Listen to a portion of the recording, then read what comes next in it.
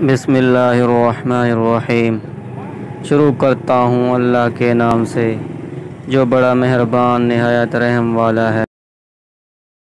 زمانہ گزرا، کسی شہر میں ایک قاضی تھا جو بہت انصاف پسند تھا۔ ایک دفعہ ایک آدمی روتا پیٹتا اس کے پاس آیا اور بولا، قاضی صاحب، میرے پڑوس میں ایک انعام نامی نوجوان رہتا ہے۔ 2 ماہ گزرے، اس نے مجھ سے 500 روپے ادھار لیے تھے، مگر اب وہ انہیں واپس کرنے کا نام ہی نہیں لیتا۔ میں غریب آدمی ہوں، میں نے پائی جوڑ کر وہ روپے جمع کیے تھے، خدا کے لیے میرے ساتھ انصاف کیجیے۔ قاضی نے اسے تسلی دی اور اس کے پڑوسی انعام کو عدالت میں بلوایا اور کہا، نوجوان، تم نے اس شخص سے جو 500 روپے ادھار لیے تھے، تم اسے واپس کیوں نہیں دیتے؟ انعام کے چہرے پر حیرت کے آثار پیدا ہو گئے۔ اب وہ 500 روپے تو میں نے ہی اسے ادھار دیے تھے۔ فرید نے مجھ سے کہا تھا کہ وہ یہ روپے اپنے کاروبار میں لگانا چاہتا ہے اور مجھے بہت جلد واپس کر دے گا۔ فرید نے چلا کر کہا، دیکھا حضور قاضی صاحب، اب یہ آپ کے سامنے صاف جھوٹ بول کر مجھ سے مزید 500 روپے وصول کرنا چاہتا ہے۔ ہائے، میں کیا کروں، میں تو برباد ہو گیا۔ قاضی صاحب، اس جھوٹے شخص کو فوراً سزا دیجیے۔ قاضی نے ڈانٹ کر اسے خاموش کرایا۔ وہ بہت حیران تھا کہ ان میں کون جھوٹا ہے اور کون سچا ہے۔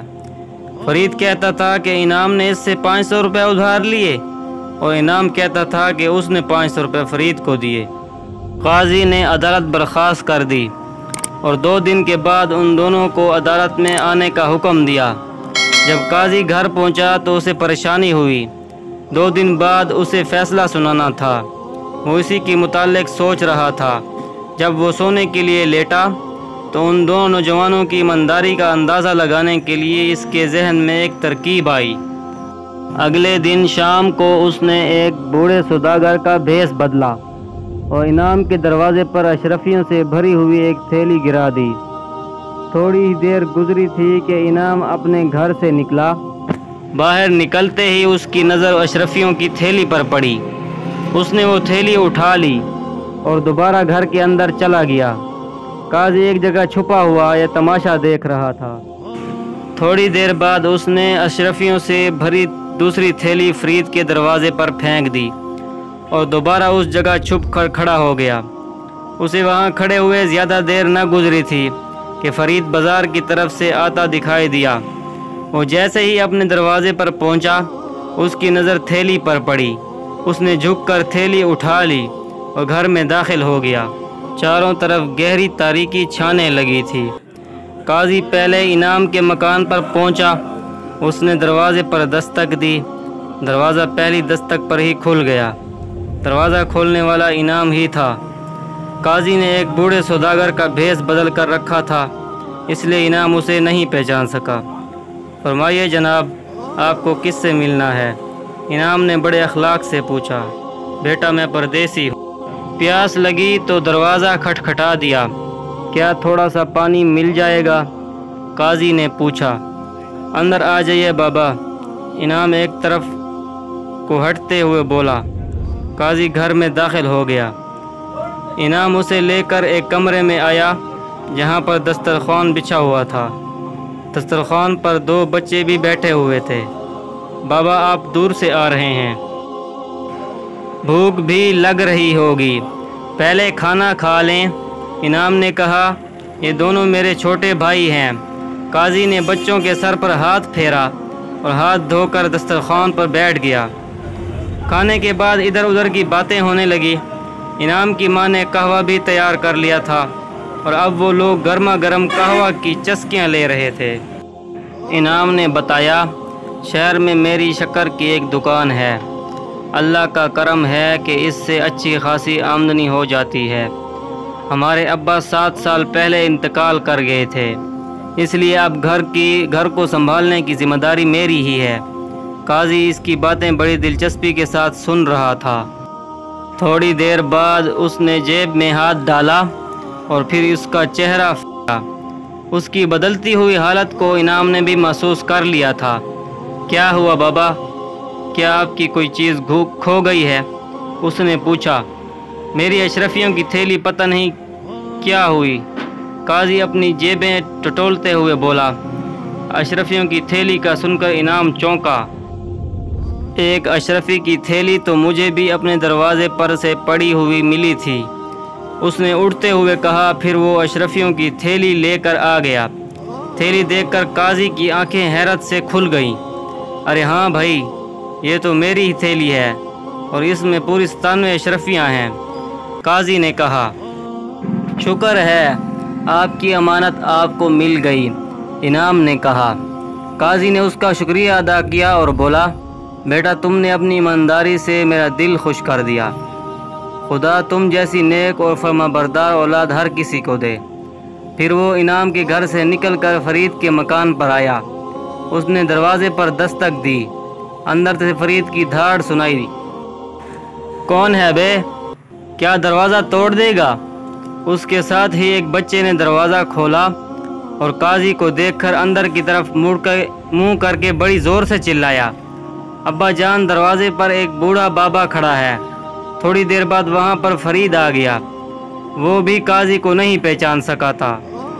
بوڑھے کو گھورتے ہوئے بولا، بھائی صاحب میں ایک پردیسی ہوں، میری ایک اشرفیوں کی تھیلی یہیں کہیں گر گئی ہے، اگر تمہیں ملی ہو تو دے دو، بڑی مہربانی ہوگی۔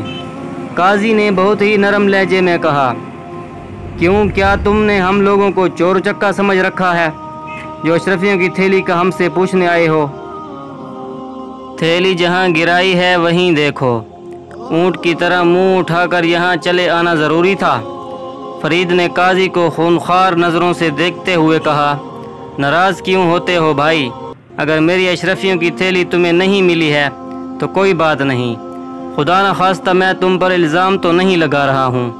قاضی نے کہا، الزام لگا کر تو دیکھو، ہاتھ پاؤں ایک کر دوں گا۔ فرید نے نتنے پھڑپھڑاتے ہوئے کہا، بیٹا میں تیرے باپ کی عمر کا ہوں، تمہیں مجھ سے ایسے انداز میں بات کرنا زیب نہیں دیتا۔ قاضی اسے سمجھانے لگا۔ فرید نے اس کی بات کا کوئی جواب نہیں دیا اور ایک دھڑاکے سے دروازہ بند کر دیا۔ قاضی اپنے گھر واپس لوٹ آیا۔ اگلے دن انعام اور فرید دونوں پھر قاضی کے سامنے حاضر ہوئے۔ وہاں پر اور بہت سارے لوگ بیٹھے ہوئے تھے۔ قاضی نے سپاہیوں کو حکم دیا کہ وہ فرید کو گرفتار کر لیں۔ قاضی کے اس اچانک فیصلے پر لوگ ہکا بکا رہ گئے۔ قاضی ان کی حیرت سے لطف اندوز ہوتے ہوئے بولا، میں نے یہ فیصلہ بالکل ٹھیک کیا ہے۔ کل میں ایک بوڑھے سوداگر کا بھیس بدل کر انعام اور فرید کے گھر گیا تھا۔ میں نے ان دونوں کے دروازوں پر ایک ایک اشرفیوں کی تھیلی پھینکی، پھر میں چھپ کر ان کی نگرانی کرتا رہا۔ آخر کار ان دونوں نے اشرفیوں کی تھیلیاں اٹھا لی۔